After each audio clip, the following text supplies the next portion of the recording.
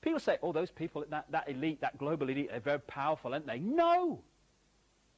The power that is used to manipulate the human race day after day is merely the power the human race gives away day after day. That's all.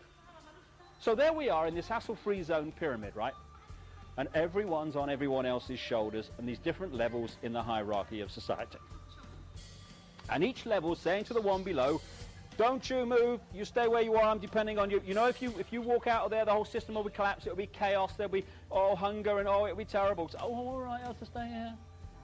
And each level of this pyramid, everyone else is terrified into stepping out of it and getting a cough because they're terrified of the consequences of not being in this prison. There is a global awakening going on. It's changing the nature of people's perceptions of life. You know, when I look at people, I see them standing symbolically in an eggshell. Inside the eggshell is that very narrow area of our consciousness that we actually operate on in this three-dimensional world.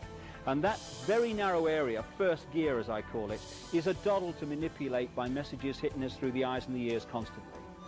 Outside of the eggshell is our multidimensional consciousness, not some other external entity, our own multidimensional I going on into infinity. An infinity of love, understanding, wisdom, knowledge. Because, you know, people say you have to seek enlightenment. I don't agree with that. Enlightenment's never gone away. Enlightenment is sharing exactly the same space as ignorance. It's just on a different vibration, that's all. Increasingly, this tiny little clique, the tribe, or the brotherhood as I call them, have been able to orchestrate the major events and therefore the direction of the world on a global scale, and a scale that beggars belief. So Christianity was a manufactured religion. Here we see the Pope. There's the Maltese cross, a brotherhood symbol that you can see to the present day. I'll come to that shortly. But on the Pope's head is the mitre. And if you look at it sideways on, it's actually a fish head. Why is it a fish head? Because that's the symbol of Nimrod, the Babylonian god figure, who they symbolized as a fish, as they symbolized his partner Semiramis as a dove. And this is where the fish comes from in Christianity, as well as the House of Pisces.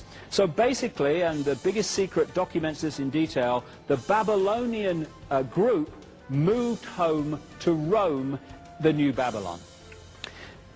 There's one other group that came out of this Near East, which it is vital to talk about, and it relates actually to Columbus too. We've seen how one group of peoples moved by land across from that Caucasus, Turkey, Iran area, and across to become the white races of Europe. We've seen how the Phoenicians went to Britain much earlier than that, 3000 BC. But there was another group which came out of the Middle Near East and parked themselves in Venice in northern Italy. And these Phoenicians became the Venetians.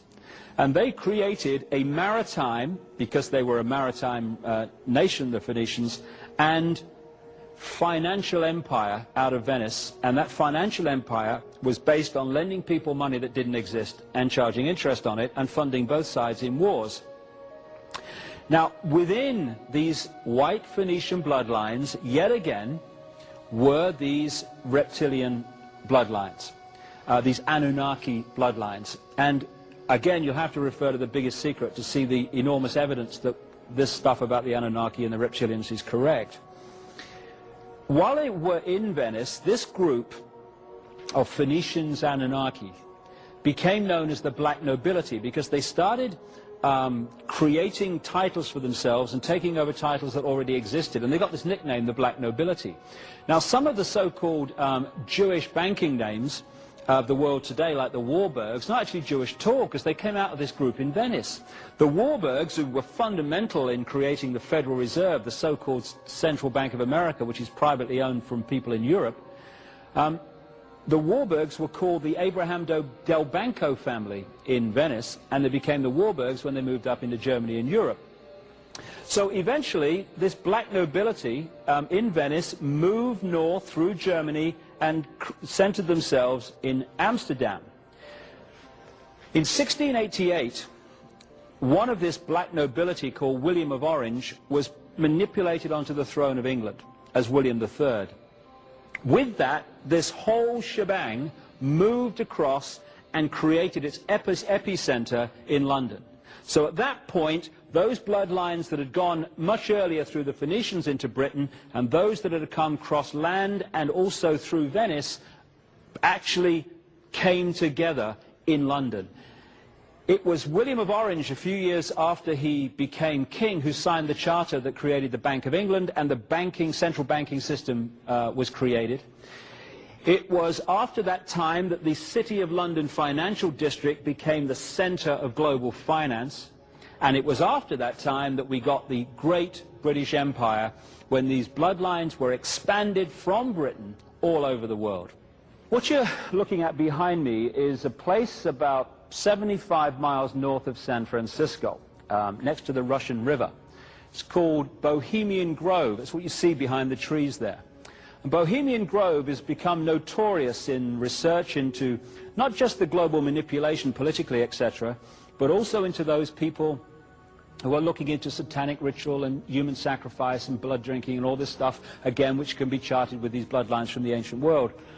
And behind those trees are 2,700 acres of redwood forest, Bohemian Grove, where, and again in The Biggest Secret and some of my other books, I document how people are sacrificed there, the blood drinking and stuff goes on, involving some of the most famous people in America and also from further afield, presidents and business leaders and stuff like that, the Henry Kissingers of this world and the Bushes and people like that.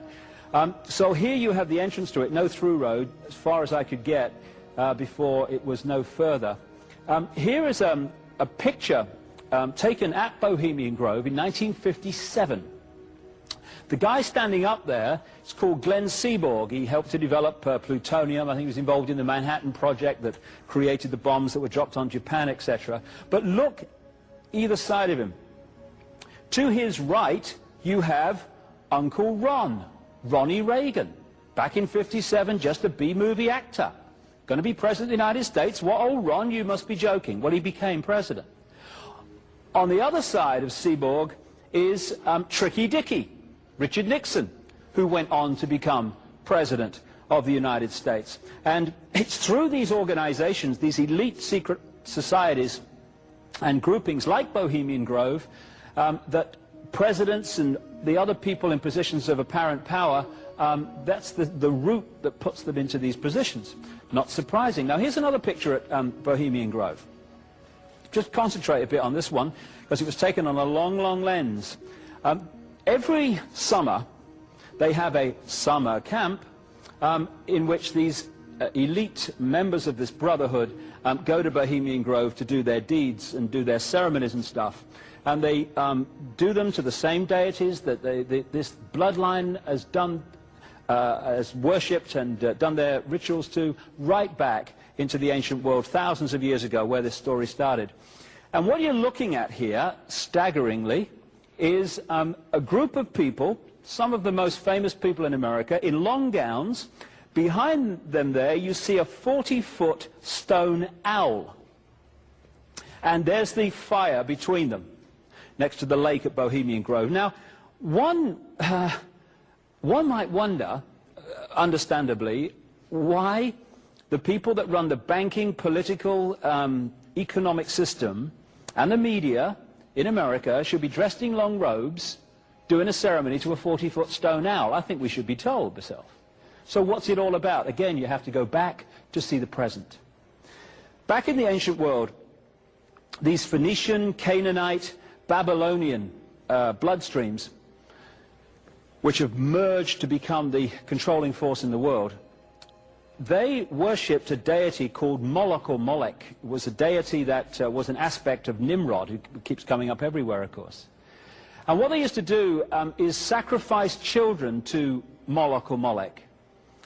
They put them through the fire. And in the Old Testament, you see prophets condemning the people for putting their children through the fire to Moloch or Molech. When I've talked to contacts, therapists and what have you around the world who work with satanically abused people, what those people tell them is that, again, when they're sacrificing children, the deity in the modern world today that they use to sacrifice them to is Moloch or Molech. Same seamless stream. So the question comes in relation to this: how do they symbolize Moloch or Molech, this deity to which they sacrifice children? They do it, symbolize him as an owl. On the other side of that coin, by the way, just incidentally, you see the scales of justice. The scales of justice, you know that lady who kind of stands there holding the scales on the court buildings of the world and stuff? That's actually a goddess from ancient Egypt, again, called Maat or Maat, spelled M-A-A-T, and that's what that is. It's nothing to do with justice. It's another brotherhood symbol. Again, you see them everywhere. You go in any Freemasonic temple or secret society building, and you'll find, again, the black and white squares on the floor. And this is not just Freemasonic. Again, you go back into the ancient world, you see the same thing reoccurring. The floor is black and white squares. This is a policeman from England, and I've noticed in America you see the same thing, the black and white squares on the uniform and what have you. That is to indicate the Freemason secret society, although most policemen don't realize this. Now, this is Westminster Abbey, and the same you'll find in Notre Dame and these other so-called great cathedrals of the world. The floor is black and white squares. Why? Because the same brotherhood that uses this symbolism built the things and controls them to this very day. Another problem, reaction, solution, which I'll talk briefly about, that is going to be played in the next few years, it would look like, maybe even sooner than that, is the idea there's some extraterrestrial invasion.